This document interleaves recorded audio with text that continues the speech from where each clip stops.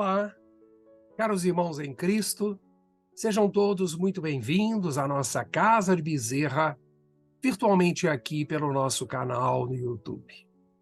Mais uma vez, aqui estamos para falar, sentir, refletir e nos harmonizar com o estudo do Evangelho de Jesus à luz da doutrina espírita.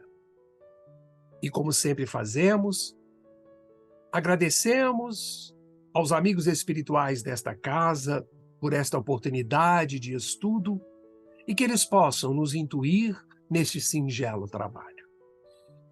Vamos nos permitir uma pausa para a reflexão e harmonização de nossas mentes e corações, sempre voltados para a luz que nos direciona ao bem. Assista este vídeo até o final e caso você não tenha assistido as duas partes anteriores, fique à vontade, o link está logo abaixo.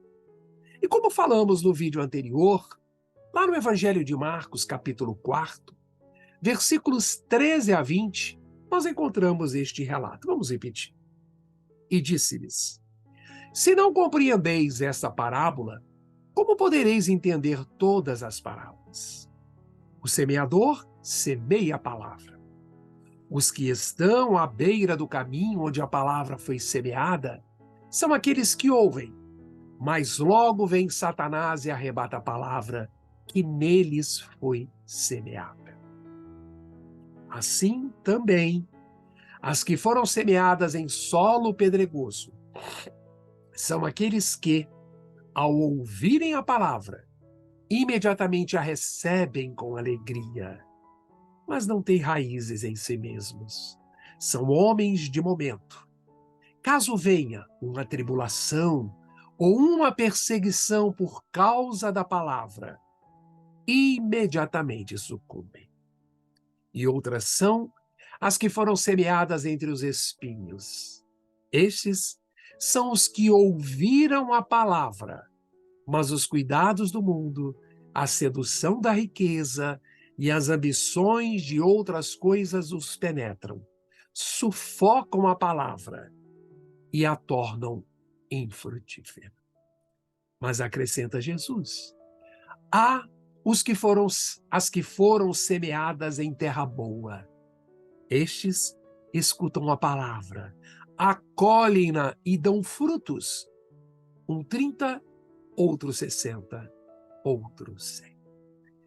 E, caros irmãos, neste vídeo de hoje, vamos detalhar um pouco mais sobre os 4 solos indicados na parábola do semeador. Vamos identificar a lembrança de que esses solos indicados na parábola referem-se à diversidade evolutiva, intelecto e moral presente na humanidade terrestre. Sabemos que mais dia ou menos dia, todos nós que temporariamente estamos habitando o planeta Terra, haveremos de desenvolver o necessário aprendizado espiritual, seja por imposição da lei do progresso que alcança todos os seres da criação, seja por uma necessidade íntima. E Jesus classifica os solos em 4 tipos, como já vimos.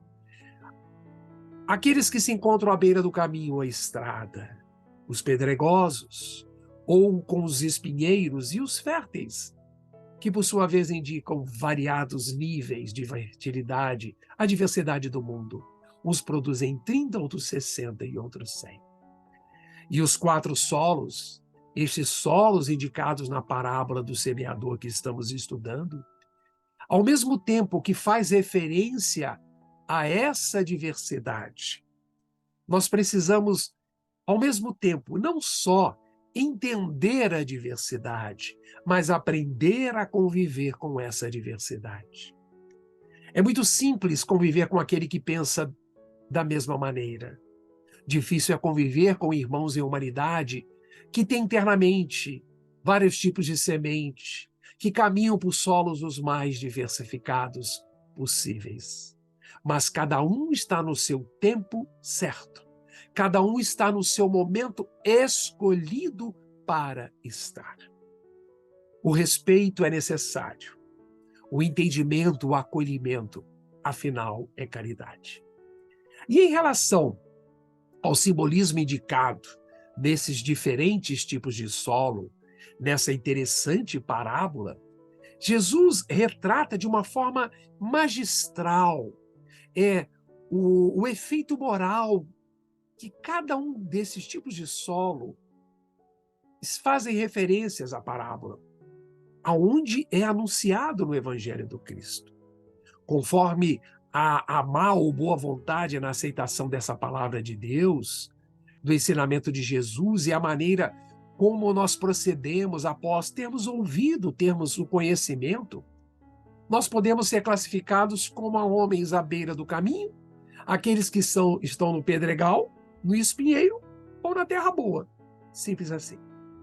Na primeira classificação, refere-se aos indiferentes, isto é, aquelas pessoas que ainda estão na imaturidade, não preparados para tal semeadura. São pessoas que se expressam mais pelo estômago, ou pelos desequilíbrios do sexo,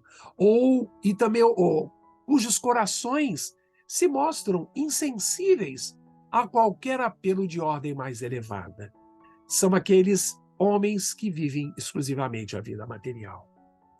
A segunda diz respeito a uma classe de pessoas de entusiasmo fácil, que, ao se lhes falar do Evangelho, eles aceitam prontamente, com alegria, com felicidade, mas não encontrando dentro de si mesmas as forças suficientes para vencer o comodismo, aqueles vícios enraigados no homem velho, os maus desejos.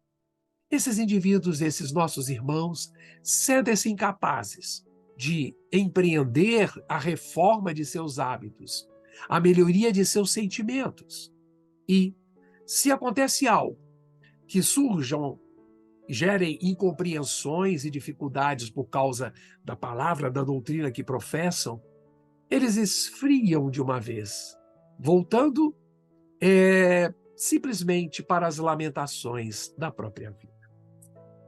As da terceira espécie são aquelas pessoas que, embora já tenham tido notícias dos ensinamentos evangélicos e os admirem, e os louvem até, sentem-se, todavia, demasiadamente presos às coisas materiais, que consideram, lamentavelmente, como coisas mais importantes do que a formação de uma consciência espiritual. O medo do futuro, a luta pela conquista de garantias pessoais, vantagens da terra, sufocam no nascedouro sentimentos mais nobres da caridade ou qualquer movimento da alma que implique na renúncia aos seus queridos e apegados tesouros terrestres. Porém, os definidos por último no terreno fértil personificam aqueles adeptos sinceros, nos quais as lições do Mestre Divino encontram magníficas condições de receptividade, de acolhimento. São aquelas pessoas que abraçam o ideal cristão de corpo e alma e se esforçam no sentido de colocar esse ideal cristão em prática. Embora sofram os tropeços e fracassem algumas vezes, são pessoas que perseveram, que têm ânimo, resultando o seu trabalho em abençoados frutos de bondade e de amor ao próximo. Jesus nos lembra: quem tem ouvidos de ouvir, que ouça. Que terreno estamos nutrindo dentro de nós? Sabemos que o melhor é o terreno fértil.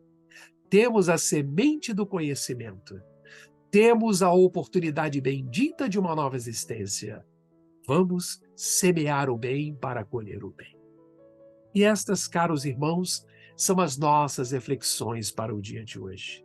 Se essa mensagem fez algum sentido para você e você julgar que também ela possa ser divulgada para algum conhecido, fique à vontade, compartilhe, deixe abaixo os seus comentários.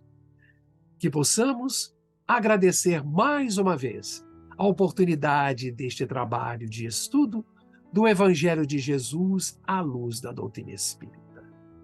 Fiquemos em paz, um abraço fraterno em todos e espero revê-los na próxima semana.